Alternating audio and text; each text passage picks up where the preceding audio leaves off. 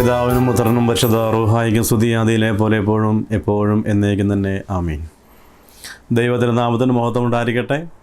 കർത്താവിൽ ഏറ്റവും സ്നേഹം നിറഞ്ഞവരെ, നിത്യജീവനെക്കുറിച്ച് അല്ലെങ്കിൽ ദൈവികമായ രക്ഷയെക്കുറിച്ചൊക്കെ പ്രതിപാദിക്കാൻ ഇടയായി തീരുമ്പോൾ കർത്താവ് നമ്മെ ഓർമ്മപ്പെടുത്തുന്ന ഏറ്റവും വലിയൊരു വചനഭാഗം യോഹന്നാന്റെ സുവിശേഷം 17-ാം അധ്യായത്തിൽ അതിന് 3-ാമത്തെ വാക്യത്തിൽ ഇങ്ങനെയാണ് ഓർമ്മപ്പെടുത്തുന്നത്: പിതാവായ ദൈവത്തെയും അവിടുന്ന് അയച്ച പുത്രനായ യേശുക്രിസ്തുവിനെയും അറിയുക എന്നുള്ളതാണ് നിത്യജീവൻ.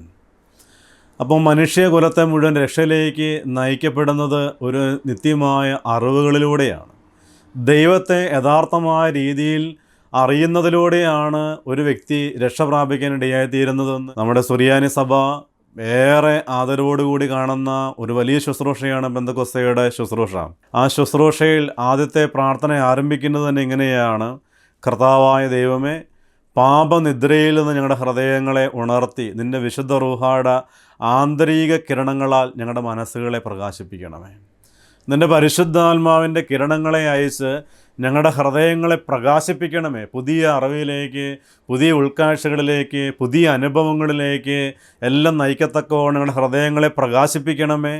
നിൻ്റെ ദിവ്യദാനങ്ങളാൽ ഞങ്ങളുടെ ആത്മാക്കളെ വിശദീകരിക്കണമേ. ഞങ്ങളുടെ ആത്മാവിൽ നീ സജീവമായി നിറഞ്ഞ് ഞങ്ങളെ പുതുതാക്കി മാറ്റണമേ. അതോടൊപ്പം തന്നെ പറഞ്ഞിരിക്കുകയാണ്: സാരാംശത്തിൽ ഒന്നായിരിക്കുന്ന 3 ക്നൂമാകളുടെ യഥാർത്ഥവും ശ്രേഷ്ഠവുമായ ആരാധന തിരിച്ചറിയുവാൻ തക്കവണ്ണം ഞങ്ങളുടെ ബുദ്ധിക്ക് ജ്ഞാനം നൽകണമേ. അപ്പോൾ ത്രിയേക ദൈവത്തെ അറിയുവാനുള്ള ജ്ഞാനം ഞങ്ങളുടെ ബുദ്ധിക്ക് പ്രദാനം ചെയ്യണമേ എന്ന് ഓർമ്മപ്പെടുത്തിക്കൊണ്ടാണ് പെന്തക്കോസ്തയുടെ ശുശ്രൂഷ ആരംഭിക്കുന്നത് തന്നെ. കർത്താവിൽ ഏറ്റവും സ്നേഹം നിറഞ്ഞവരെ, പെന്തക്കോസ്തയുടെ അനുഭവം നമുക്കറിയാം.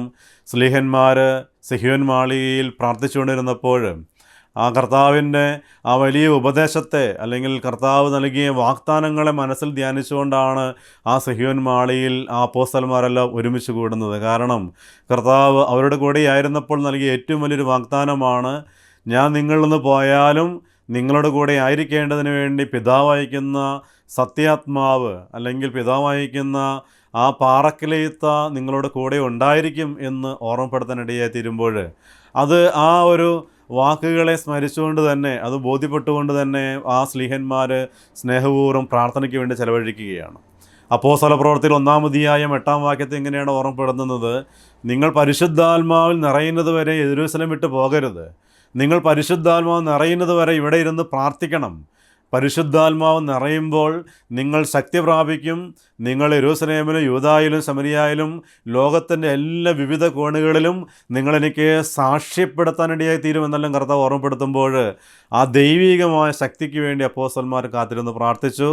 ആ 10 ദിവസവും അവർ പ്രാർത്ഥനയിൽ ചെലവഴിച്ചപ്പോൾ പരിശുദ്ധാത്മാവ് അവരുടെ മേൽ അഗ്നിനാവുകളുടെ രൂപത്തിൽ ഇറങ്ങി വരികയും അവർ ആത്മീയമായ അഭിഷേകം പ്രാപിക്കുകയും അവരുടെ ആ ലജ്ജയും അല്ലെങ്കിൽ അവരുടെ ഭീരുത്വമെല്ലാം മാറ്റപ്പെട്ടുകൊണ്ട് വളരെ തീക്ഷ്ണതയോടെ ശക്തിയോടെ ദൈവവചനത്തെ പ്രഘോഷിക്കുവാൻ, അത് പ്രഘോഷിക്കുക മാത്രമല്ല അനേക ആയിരങ്ങൾക്ക് അവരുടെ ഭാഷകളിൽ മനസ്സിലാകത്തക്കവണ്ണം ഭിന്നതകളില്ലാത്ത ഐക്യത്തിലേക്ക് അവരെ നയിക്കുവാൻ ആ പരിശുദ്ധാത്മാവ് അവരെ ശക്തീകരിച്ചുവെന്ന് നാം കാണുകയാണ്. കർത്താവിൽ ഏറ്റവും സ്നേഹം നിറഞ്ഞവരെ, ഇവിടെ ഒരു പുതിയ സഭ ആരംഭിക്കുന്നത്, ഒരു ക്രൈസ്തവ സഭ ആരംഭിക്കുന്നത് പരിശുദ്ധാത്മാവിൻ്റെ ഈ സജീവമായ പ്രവർത്തനങ്ങളിലൂടെയാണ്. പഴയ നിയമകാലത്തിൽ പിതാവാം ദൈവത്തിൻ്റെ സാന്നിധ്യമായിട്ടാണ് ആ ഇസ്രായേൽ ജനം നടന്നതെങ്കിൽ, പുതിയ നിയമകാലഘട്ടങ്ങളിൽ അപ്പോസ്തലന്മാരുടെ കൂടെ നടന്ന പുത്രനാം ദൈവത്തിൻ്റെ സജീവമായ സാന്നിധ്യമെങ്കിൽ, ഈ അപ്പോസ്തോലിക കാലഘട്ടങ്ങളിൽ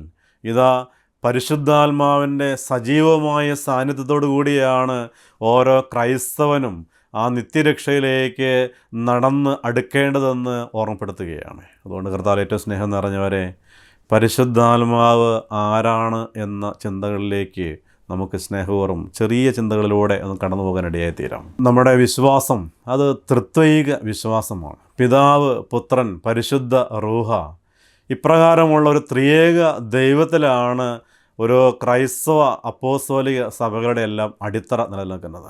അതുകൊണ്ട് തന്നെ ഈ ഒരു ത്രിത്വ വിശ്വാസത്തെക്കുറിച്ച് ആധികാരികമായിട്ട് എങ്ങനെ വിശ്വസിക്കണം, എന്താണ് നമ്മുടെ ഹൃദയത്തിൽ ഉറപ്പിക്കേണ്ടതെന്ന് സഭാപിതാക്കന്മാർ ഒരുമിച്ചിരുന്ന് ഒരു കൗൺസിൽ കൂടി എഴുതി തയ്യാറാക്കിയ ഒരു പ്രമാണമുണ്ട്. അത് AD 325 കൂടിയാണ്. നിക്കിയ സുന്നഹദോസിൽ ക്രമീകരിച്ചതായ ഒരു വിശ്വാസ പ്രമാണമാണ് the creed of our holy church. അതെന്ന് പറഞ്ഞിരിക്കുന്നത് അത് എങ്ങനെയുള്ള വിശ്വാസമാണ് നമ്മുടെ ഹൃദയത്തിൽ കാത്തു സൂക്ഷിക്കേണ്ടത്. അതിൻ്റെ ആ ഓരോ പാരഗ്രാഫുകൾ പരിശോധിച്ചാൽ അറിയാം. ഒന്നാമത്തെ പാരഗ്രാഫിൽ സർവശക്തനായ, സകലത്തെയും സൃഷ്ടിച്ചവനായ, സകലത്തെയും പരിപാലിക്കുന്ന ആ ഏക സത്യ ദൈവത്തിൽ, ആ പിതാവാം ദൈവത്തിൽ ഞങ്ങൾ വിശ്വസിക്കുന്നു എന്ന് പറഞ്ഞുകൊണ്ട് ആ വിശ്വാസ പ്രമാണം ആരംഭിക്കുന്നു. സെക്കൻഡ് സ്റ്റാൻസ അത് പുത്രനാം ദൈവത്തെക്കുറിച്ചുള്ളതാണ്. ഇതാ പിതാവിൽ നിന്ന് ജനിച്ച, പിതാവിൽ നിന്ന് അല്ലെങ്കിൽ ആ ജന്മം കൊണ്ട, എന്നാൽ സൃഷ്ടി അല്ലാത്തവനായ, പിതാവിൻ്റെ എല്ലാത്തിലും സമനായിരിക്കുന്നതായ സത്യദൈവത്തിനുള്ളതായ സത്യദൈവവും പ്രകാശത്തിനുള്ളതായ പ്രകാശവും, ഇപ്രകാരം പിതാവിൻ്റെ എല്ലാ സാരാംശത്തോടും ഒന്നായിരിക്കുന്നതിനുമായ പുത്രനായ ആ ഏക ദൈവത്തിൽ ഞങ്ങൾ വിശ്വസിക്കുന്നു എന്ന് പറയാനിടയായി തീരുമ്പോൾ ആ പുത്രനിൽ നമ്മൾ ഏറ്റുപറയുകയാണ്, വിശ്വസിക്കുകയാണ്. അതുകൊണ്ടാണ് ആദ്യം പറഞ്ഞത് ആ പിതാവാം ദൈവത്തെയും അവിടെ നിന്ന് അയച്ച പുത്രനെ അറിയുക എന്നുള്ളതാണ് നിത്യജീവനെങ്കിൽ ആ അറിവ് എഴുതി വച്ചിരിക്കുന്നത് ഇങ്ങനെയാണ്: അവൻ പൂർണ്ണ ദൈവമാണ്. ഉണ്ടോ? പുത്രനാം ദൈവം പൂർണ്ണ ദൈവമാണ്. അതോടൊപ്പം തന്നെ അതൊരു ക്രമീകരണമായിട്ട്, ഒരു വിശ്വാസ പ്രഖ്യാപനമായിട്ട് സഭാപിതാക്കന്മാർ എഴുതി വെച്ചു. അങ്ങനെ എഴുതാനുള്ള കാരണം ആ കാലഘട്ടങ്ങളിലുണ്ടായിരുന്നതായ ഒരു വേദവിപരീതം, അറിയൂസ് എന്ന് പറയപ്പെടുന്നതായ ഒരു വേദവിപരീതി, ഇങ്ങനെ ഒരു ചിന്ത ആ സമൂഹത്തിലേക്ക് ഇട്ടുകൊടുത്തു. പിതാവും പുത്രനും സമനല്ല, പിതാവിൻ്റെ ഒരു സബോർഡിനേറ്റാണ്, കീഴ് നിൽക്കുന്ന വ്യക്തിയാണ് പുത്രൻ എന്ന ഒരു ചിന്ത ആ സമൂഹത്തിലേക്ക് പ്രചരിപ്പിക്കാനിടയായി തീർന്നപ്പോഴല്ല, പിതാവും പുത്രനും തുല്യനാണ്, സമനനാണ് എന്ന് പഠിപ്പിക്കുവാൻ ആ ഒരു പ്രമാണം എഴുതി വയ്ക്കുകയാണ്. എന്നാൽ പിന്നീട് അതിൻ്റെ ഒരു ചെറിയ സ്റ്റാൻസ് എന്ന രീതിയിൽ മൂന്നാമത്തെ പാരഗ്രാഫിൽ പരിശുദ്ധാത്മാവിനെക്കുറിച്ച് എഴുതി. എന്നാൽ അത് പൂർണ്ണമായും അത് ഒരു കൃത്യമായൊരു ക്ലാരിറ്റി ഇല്ലാത്തത് കൊണ്ട് തന്നെ വീണ്ടും അതിനെ ചൊല്ലി ചെറിയ തർക്കങ്ങളോ അല്ലെങ്കിൽ ഭിന്നതകളോ വേദവിപരീതങ്ങളോ പതിയെ വീണ്ടും ഉടലെടുക്കാനിടയായി തീർന്നു. മാറ്റ്സലോൺ എന്ന് പറയപ്പെടുന്നതായൊരു പിതാവ്, പുത്രനും പിതാവും സമനാണ്, പക്ഷേ പരിശുദ്ധാത്മാവ് അതിനോട് സമനല്ല. ആ പരിശുദ്ധാത്മാവിൻ്റെ ഡിവൈൻ ക്യാരക്ടറിനെ ഉൾക്കൊള്ളുവാൻ ആ പിതാവ് തയ്യാറാകാതെ മാറിയപ്പോൾ പിതാക്കന്മാർക്ക് വീണ്ടും ആ ഒരു ക്ലാരിറ്റി അതിന് നൽകേണ്ടതുണ്ട്. അതിനുവേണ്ടി AD 381 വീണ്ടും ഒരു സുന്നഹദോസ് കൂടുകയാണ്. കുസ്തന്തീനോസ് പോലീസ് വെച്ച് നടത്തപ്പെടുന്നതായ, അല്ലെങ്കിൽ കോൺസ്റ്റാന്റിനോപ്പിൾ വെച്ച് നടത്തപ്പെടുന്നതായ രണ്ടാമത്തെ സുന്നഹദോസ് AD 381 കൂടുകയും മാഴ്സലോൺ പറഞ്ഞതായ കാര്യങ്ങളെ നിഷേധിച്ചുകൊണ്ട്, അല്ല, പരിശുദ്ധാത്മാവ് ദൈവത്വത്തിൻ്റെ ഭാഗം തന്നെയാണ്, 3 ക്നൂമാകളിൽ ഒന്ന് തന്നെയാണ് പരിശുദ്ധാത്മാവ് എന്ന് കൃത്യമായിട്ട് എഴുതി വയ്ക്കുകയാണ്. അതുകൊണ്ടാണ് മൂന്നാമത്തെ ആ വിശ്വാസ പ്രമാണത്തിൻ്റെ സ്റ്റാൻസായിൽ നാം വായിക്കുന്നത് ഇങ്ങനെയാണ്: സകലത്തെയും ജീവിപ്പിക്കുന്ന കർത്താവും പിതാവിൽ നിന്ന് പുറപ്പെട്ട് പിതാവിനോടും പുത്രനോടും കൂടെ വന്ദിക്കപ്പെട്ട് സ്തുതിക്കപ്പെടുന്നവനും. അവിടെ വളരെ കൃത്യമായിട്ട് പറഞ്ഞിരിക്കുന്നത് ഇങ്ങനെയാണ്: ഇതാ സകലത്തെയും ജീവിപ്പിക്കുന്ന കർത്താവും. അവിടെ പറഞ്ഞിരിക്കുന്നത് ഇങ്ങനെയാണ്: സകലത്തിനും ജീവൻ നൽകുന്ന കർത്താവാണ് പരിശുദ്ധാത്മാവ്. സകലത്തിനും ജീവൻ നൽകുന്ന, രക്ഷയിലേക്ക് നയിക്കാൻ ഇട നൽകുന്നതാണ് പരിശുദ്ധാത്മാവ്. വിശുദ്ധ കുർബാന തക്സുകളെല്ലാം അത് വ്യക്തമായിട്ട് പഠിപ്പിക്കുന്നുണ്ട്. സകലത്തെയും ജീവിപ്പിക്കുന്ന, ജീവൻ നൽകുന്ന പരിശുദ്ധാത്മാവ്. വീണ്ടും അവിടെ പറഞ്ഞിരിക്കുന്നതാണ്: സകലത്തെയും ജീവിപ്പിക്കുന്ന കർത്താവ് പിതാവിൽ നിന്ന് പുറപ്പെട്ട് പിതാവിനോടും പുത്രനോടും കൂടെ വന്ദിക്കപ്പെട്ട് സ്തുതിക്കപ്പെടുന്നതിനുമായ. അപ്പോൾ അവിടെ ആ ഒരു സോഴ്സിനെ കുറിച്ച് പറഞ്ഞു, പിതാവിൽ നിന്ന് പുറപ്പെടുന്നു, അതോടൊപ്പം തന്നെ പിതാവിനോടും പുത്രനോടും കൂടെ ഒരുപോലെ വന്ദിക്കപ്പെട്ട് സ്തുതിക്കപ്പെടുന്നതിനുമായ പരിശുദ്ധാത്മാ. പിന്നെയോ നിബിയന്മാരിലൂടെയും സ്ലീഹന്മാരിലൂടെയും സംസാരിച്ചവനായ പരിശുദ്ധാത്മാവ്. സഭാപിതാക്കന്മാരിലൂടെ, കർത്താവിനെ സ്നേഹിക്കുന്ന അപ്പോസ്തലന്മാരിലൂടെ, അവരുടെ നാവുകളിലൂടെ സംസാരിക്കപ്പെട്ടതായ പരിശുദ്ധാത്മാവ്. ആ പരിശുദ്ധാത്മാവിനെക്കുറിച്ച് വളരെ വ്യക്തമായിട്ട് തന്നെ സഭ ക്രമീകരിച്ച് എഴുതി വയ്ക്കുകയാണ്. എന്നാൽ പിന്നീട് നമുക്കറിയാം ഫിലിയോക്കെ എന്ന് പറയപ്പെടുന്നതായ ഒരു ക്ലോസുകളൊക്കെ കടന്നു വരികയും, അതിൻ്റെ കാരണം അന്ന് 7 ക്യാനൻസാണ് അവതരിപ്പിക്കപ്പെട്ടതെങ്കിൽ അതിൽ 4 എല്ലാ സഭകളും അംഗീകരിച്ചത്, 3 വിയോജിപ്പിലേക്കെല്ലാം കടന്നു വരികയുണ്ടായി. അത് പിന്നീട് മറ്റൊരു സ്കിസത്തിലേക്കൊക്കെ എല്ലാം മാറുന്ന കാഴ്ച നമുക്ക് കാണുകയുണ്ടായി. എന്നാൽ അതല്ല, മറിച്ച് നമ്മുടെ വിശ്വാസത്തിൽ എന്താണ് പഠിപ്പിക്കാനിടയായി തീരുന്നത്? ഇവിടെ അതാ സകലത്തെയും ജീവിപ്പിക്കുന്ന പിതാവിനോടും പുത്രനോടും കൂടെ ഒന്നുപോലെ വന്ദിക്കപ്പെട്ട് സ്തുതിക്കപ്പെടുന്നവനായ പരിശുദ്ധാത്മാവ്. അതുകൊണ്ട് പരിശുദ്ധാത്മാവ് ആ പിതാവിനോടും പുത്രനോടും സമനാണ് എന്ന് സഭ പഠിപ്പിക്കാനിടയായിത്തീരുന്നു. അതുകൊണ്ടാണ് നാം പെന്തക്കൊസ്തയുടെ ശുശ്രൂഷകളിലെല്ലാം അതേ കാര്യങ്ങൾ വീണ്ടും റിപ്പീറ്റ് ചെയ്ത് പഠിപ്പിക്കുകയാണ്. അവിടെ ഇങ്ങനെ ഒന്നാമത്തെ ശുശ്രൂഷ സമയത്ത് ചൊല്ലുന്നതായി പ്രൊമിയോൻ സുതറായിൽ അവിടെ പറയുന്നത് ഇങ്ങനെയാണ്: ക്നൂമ കൂടാതെ ഒരു നാമം ദൈവത്തിന് ഇല്ല. അവിടെ വളരെ ശക്തമായിട്ട് പഠിപ്പിക്കുന്ന ഒരു കാര്യം ഇങ്ങനെയാണ്: അദൃശ്യനായ, ഇതാ സകലവും അറിയുന്നവനായ, സ്വയം പര്യാപ്തനായ ആ ദൈവത്വത്തെക്കുറിച്ച് പഠിപ്പിക്കാനിടയായി തീരുമ്പോൾ ഇവിടെ പറഞ്ഞിരിക്കുന്നത് എങ്ങനെയാണ്? അനാദ്യന്ത്യവും അപ്രയവുമായ സ്വയംഭൂവാകുന്നു അവൻ പിതാവ്, പുത്രൻ, പരിശുദ്ധാത്മാവ് എന്ന ഏക സ്വഭാവത്തോടും ഏക അധികാരത്തോടും ഏക മനസ്സോടും കൂടിയ സത്യ ഏക ദൈവമാകും. നമ്മുടെ ഫെയ്ത്ത്, നമ്മുടെ വിശ്വാസം എന്ന് പറഞ്ഞിരിക്കുന്നത് ഈ ഒരു തൃത്വൈക വിശ്വാസമാണ്. അവിടെ പറഞ്ഞിരിക്കുന്നത് എന്നോട് പറയുകയാണ്, അവൻ പിതാവ്, പുത്രൻ, പരിശുദ്ധാത്മാവ് എന്ന ഏക സ്വഭാവത്തോടും ഏക അധികാരത്തോടും ഏക മനസ്സോടും കൂടിയ സത്യ ഏക ദൈവമാകുന്നു. അവിടെ ക്നൂമ കൂടാതെ അവന് വേറൊരു നാമം ഇല്ല. പിതാവ്, പുത്രൻ. അതുകൊണ്ടാണ് കർത്താവ് അപ്പോസ്തലന്മാരെ അയക്കുമ്പോൾ പറയുന്ന വാക്ക് ഇങ്ങനെയാണ്: നിങ്ങൾ ലോകമെങ്ങും പോകുക, എന്നിട്ട് വിശ്വസിക്കുന്നവരെ പിതാവിൻ്റെയും പുത്രൻ്റെയും പരിശുദ്ധ റൂഹായുടെ നാമത്തിൽ സ്നാനം നൽകുക. കണ്ടോ, അവിടെ പറഞ്ഞു വളരെ ഒരു കമാൻഡ് കർത്താവ് സ്ലീഹന്മാർ കൊടുക്കുകയാണ്. നിങ്ങളൊരു ശുശ്രൂഷ ചെയ്യുമ്പോൾ ആ ശുശ്രൂഷ ചെയ്യേണ്ടത് ഇങ്ങനെയാണ്: പിതാവിൻ്റെയും പുത്രൻ്റെയും പരിശുദ്ധ റൂഹായുടെ നാമത്തിൽ മുദ്രകുത്തുക. ഏത് കാര്യം ചെയ്യുമ്പോഴും അത് ത്രിയേക ദൈവത്തിൻ്റെ നാമത്തിൽ മുദ്രകുത്തിക്കൊണ്ട് അതാ ചെയ്യാനിടയായിത്തീരുക എന്ന് ഉറപ്പെടുത്തുകയാണ്. കാരണം ഈ ഒരു നാമമല്ലാതെ മറ്റൊരു നാമം ദൈവത്തിനില്ല. ഒരു ക്നൂമ മറ്റൊരു ക്നൂമയേക്കാൾ ചെറുതോ പ്രായം കൂടിയതോ അല്ല. എന്നിട്ട് ആ 3 ക്നൂമകളുടെ ക്യാരക്ടറിനെ കുറിച്ച് പറഞ്ഞിരിക്കുന്നത് ഇങ്ങനെയാണ്: പിതാവ് പുത്രനേക്കാളും പരിശുദ്ധാത്മാക്കളും വലിയവനല്ല. ഉണ്ടോ, അവിടെ വളരെ വ്യക്തമായിട്ട് പറഞ്ഞിരിക്കുകയാണ്. അത് യാതൊരു പ്രായം കൂടുതലില്ല, വലിപ്പത്തിലോ ചെറുപ്പത്തിലോ ക്നൂമകൾക്ക് അന്തരമോ വ്യത്യാസമോ ഇല്ല. യാതൊരു ക്നൂമായും നാമവും അവന് നിത്യതയില്ലെന്ന് ചെറുതോ അന്നോ അല്ല. പിതാവെന്ന് പറഞ്ഞാൽ പുത്രനും റൂഹായും അവനിൽ നിന്നുള്ളവനാകുന്നു. അപ്പോൾ വളരെ വ്യക്തമായിട്ട് പറഞ്ഞു, പിതാവിൽ നിന്ന് പുറപ്പെടുന്ന എന്ന ഒരു വാക്യം വായിക്കുമ്പോൾ അത് കൃത്യമായിട്ട് പിതാക്കന്മാർ ഒന്നുകൂടി എഴുതി വച്ചിരിക്കുകയാണ്. പിതാവെന്ന് പറഞ്ഞാൽ പുത്രനും റൂഹായും അവനിൽ നിന്നുള്ളവനാകുന്നു. പുത്രനെന്ന് പറഞ്ഞാൽ പിതാവും റൂഹായും അവൻ മൂലമാകുന്നു അറിയപ്പെടുന്നത്. റൂഹായെന്ന് പറഞ്ഞാൽ പിതാവും പുത്രനും അവനിൽ പൂർത്തിയായിരിക്കുന്നു. അപ്പോൾ വളരെ വ്യക്തമായിട്ട് തന്നെ ഒരു ഡെഫിനിഷൻ, ഒരു ക്ലാരിറ്റി പരിശുദ്ധാത്മാവിനെക്കുറിച്ച്, ആ ത്രിയേക ദൈവത്തിൻ്റെ ക്യാരക്ടറിനെക്കുറിച്ച് വളരെ വ്യക്തമായിട്ട് പറയുകയാണ്. എന്നിട്ട് വീണ്ടും വളരെ വിശദമായ ഒരു വിശദീകരണം കൂടി സെദ്രാ ഭാഗത്ത് പഠിപ്പിക്കുന്നത് ഇങ്ങനെയാണ്: പരിശുദ്ധാത്മാവ് അല്ലെങ്കിൽ ഈ ഒരു 3 ക്നൂമകൾ അത് വലുപ്പത്തിലോ അല്ലെങ്കിൽ അതിൻ്റെ ശക്തിയിലോ വ്യത്യാസമില്ല. പിതാവെന്ന് പറഞ്ഞാൽ അതിൽ പുത്രനും പരിശുദ്ധാത്മാവും ഉണ്ട്.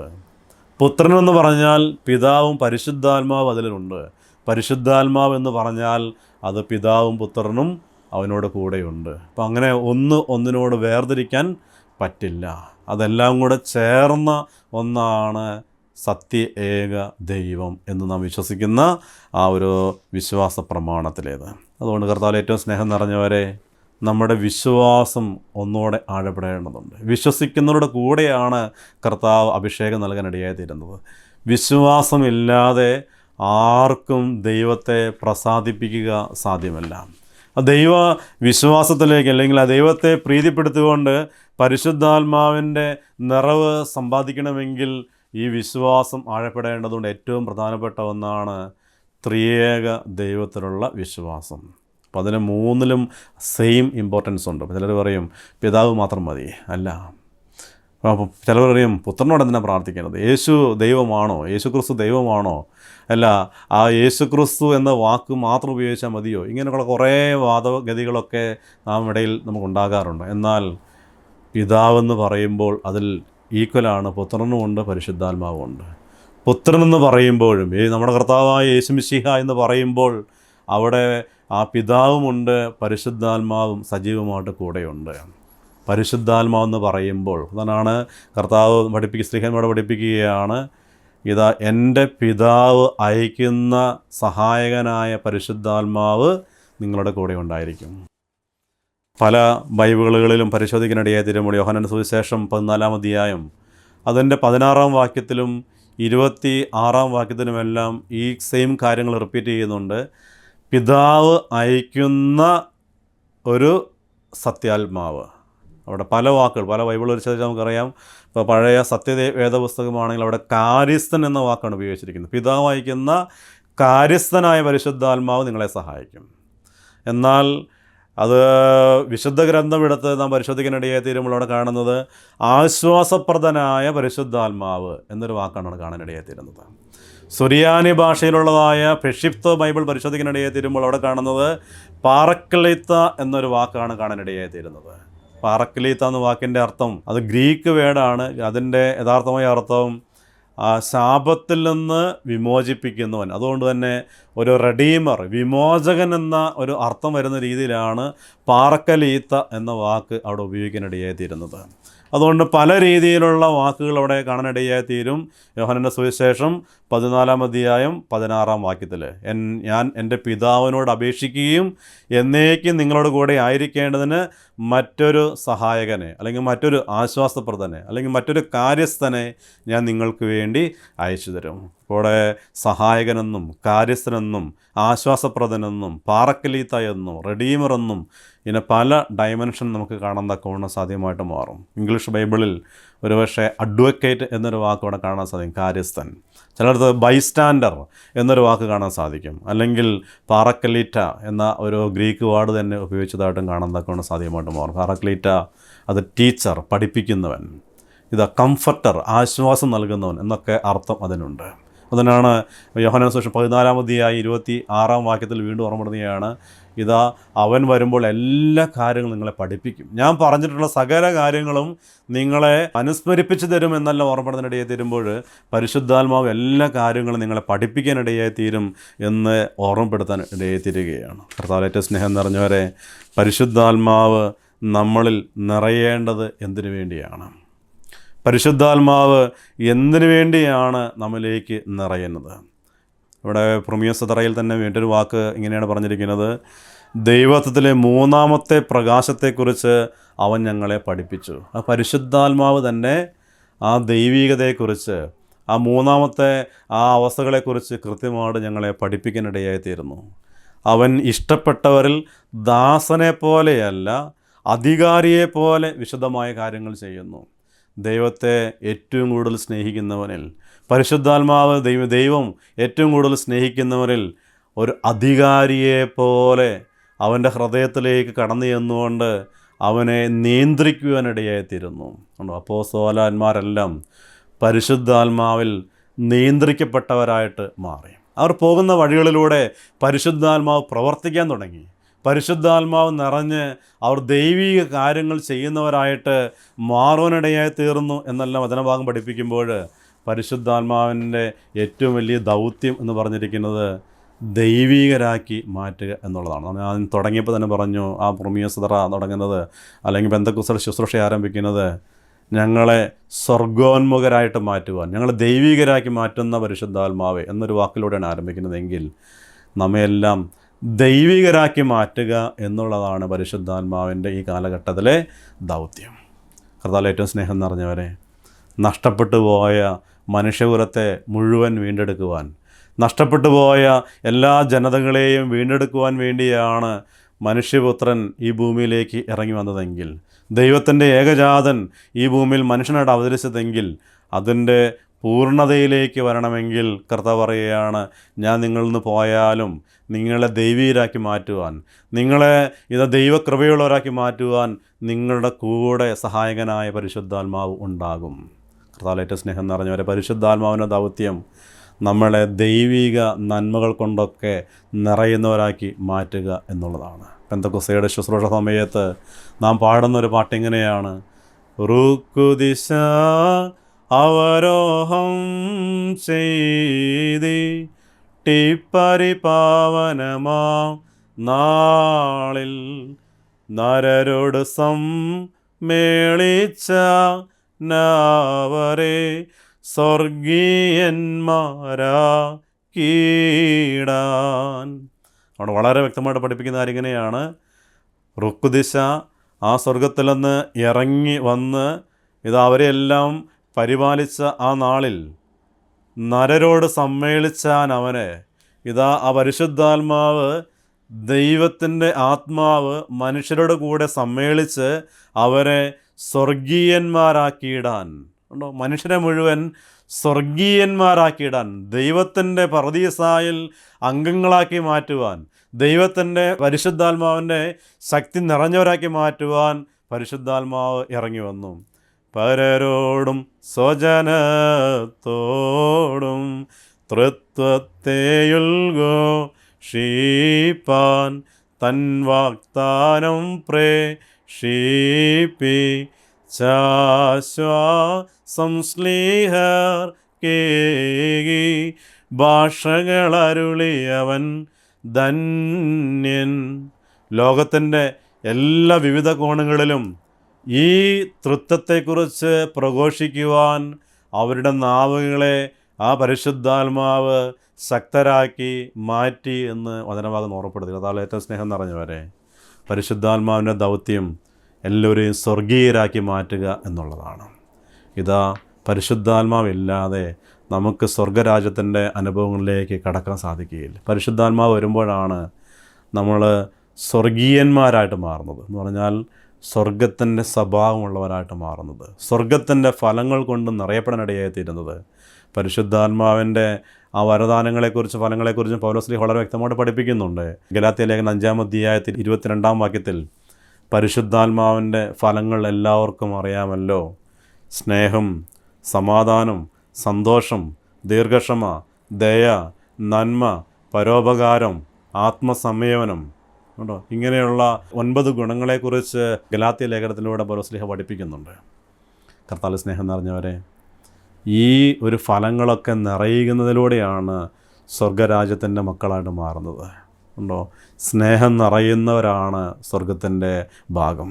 അതുകൊണ്ടാണ് പരിശുദ്ധാത്മാവ് പറയുകയാണ്, പരിശുദ്ധാത്മാവിൻ്റെ ആ ഫലങ്ങളാണ് സ്നേഹം, എപ്പോഴും സന്തോഷിക്കാൻ പറ്റുന്ന ഉണ്ടോ, സന്തോഷം, എപ്പോഴും സമാധാനത്തിൽ വസിക്കുന്ന അവസ്ഥ. ഏത് ക്ലേശങ്ങൾ വന്നോട്ടെ, കഷ്ടതകൾ വന്നോട്ടെ, പീഡനങ്ങൾ വന്നോട്ടെ, ഞെരുക്കങ്ങൾ വന്നോട്ടെ, തകർച്ചകൾ വന്നോട്ടെ, അപ്പോഴും സമാധാനം കണ്ടെത്താൻ കഴിയുന്നൊരവസ്ഥ അത് പരിശുദ്ധാത്മാവ് നിറയുന്ന വ്യക്തികളിൽ മാത്രം നിലനിൽക്കുന്നതാണ്. അതുകൊണ്ട് പരിശുദ്ധാത്മാവാണ് സമാധാനം നൽകുന്നത്. എല്ലാവരോടും ഉപാധികൾ കൂടാതെ ക്ഷമിക്കാൻ പറ്റുന്നത് കണ്ടോ, ക്ഷമ, ദീർഘക്ഷമ, എല്ലാവരോടും ദയ കാണിക്കാൻ പറ്റുന്നൊരവസ്ഥ, എല്ലാവരോടും സഹിഷ്ണുത കാണിക്കാൻ പറ്റുന്ന അവസ്ഥ, കരുണ കാണിക്കാൻ പറ്റുന്ന അവസ്ഥ, വിനയപൂർവ്വം പെരുമാറാൻ പറ്റുന്നൊരവസ്ഥ. ഇത് നമ്മെ തന്നെ നിയന്ത്രിക്കാൻ പറ്റുന്ന ആത്മസംയമനം, നമ്മുടെ ശരീരത്തെ, ജഡത്തെ, വികാരങ്ങളെ, ചിന്തകളെ, നമ്മുടെ ബാഹ്യ അവസ്ഥകളെ മുഴുവൻ നിയന്ത്രിക്കാൻ പറ്റുന്ന, നമ്മുടെ പഞ്ചേന്ദ്രിയങ്ങളെ മുഴുവൻ നിയന്ത്രിക്കാൻ പറ്റുന്ന ഒരു ആത്മശക്തി അത് പരിശുദ്ധാത്മാവ് നൽകുന്നതാണ്. പരിശുദ്ധാത്മാവ് നിറയുമ്പോൾ ദൈവികരായിട്ട് മാറുവാൻ നമുക്കിടയായി തീരും. പരിശുദ്ധാത്മാവ് നമ്മെ അതിന് സഹായിക്കട്ടെ. ഇതാ ദൈവികമായി അറിവിലൂടെ പരിശുദ്ധാത്മാവ് ഈ കാലഘട്ടങ്ങളിൽ എൻ്റെ കൂടെ നിൽക്കുന്ന ദൈവം തന്നെയാണ്. സ്നേഹപൂർവ്വം സ്വീകരിച്ചുകൊണ്ട് തന്നെ ആ പരിശുദ്ധാത്മാവിൻ്റെ ഫലങ്ങൾ കൊണ്ട് നിറയുന്നവരായിട്ട് മാറാനിടയായി തീരാം. മോർ അന്തോണിയോസ് മൊണാസ്ട്രി ഇന്ന് സഭ വിളിച്ച് വേർതിരിച്ചതായൊരു സ്ഥലം. അനേക സന്യാസ വൈദികരിലൂടെയും അതോടൊപ്പം തന്നെ ചേർന്ന് പ്രവർത്തിക്കുന്ന മറ്റ് വൈദികരിലൂടെയൊക്കെ സഭയെ വളർത്തുവാൻ, സഭയുടെ സത്യവിശ്വാസത്തെ പഠിപ്പിക്കുവാൻ സഭ ഇന്ന് ഈ മേഖലകളെ ഉയർത്താനിടയായി തീരുമ്പോൾ അതിനെ ഭാഗമായിട്ട് നിലനിൽക്കുവാൻ നമുക്കും പരിശ്രമിക്കാം. സഭയോട് ചേർന്ന് നാം വിശ്വസ്തരായിട്ട് മാറാനിടയായി തീരാം. പരിശുദ്ധാത്മാവ് നിറയുന്നത് സഭയുടെ അനേക കൂദാശകളിലൂടെയാണെങ്കിൽ അതിനോടൊക്കെ ചേർന്ന് നിൽക്കുവാൻ നമുക്ക് പരിശ്രമിക്കാം. ഈ ഒരു വചന ശുശ്രൂഷകളിലൂടെ നമുക്കും പരിശുദ്ധാത്മാവിൻ്റെ വരദാനങ്ങൾ സ്വീകരിക്കുവാൻ പരിശ്രമിക്കാം. അങ്ങനെ ദൈവികരായിട്ട് മാറുവാൻ എല്ലാവരും ദൈവം ഇടയാക്കി തീർക്കട്ടെ എന്ന് മാത്രം പ്രാർത്ഥിച്ചുകൊണ്ട് എൻ്റെ വാക്കുകൾ ഉപസംഹരിക്കുന്നു. ദൈവ തിരുനാമം മാത്രം മഹത്വപ്പെടുമാറാകട്ടെ.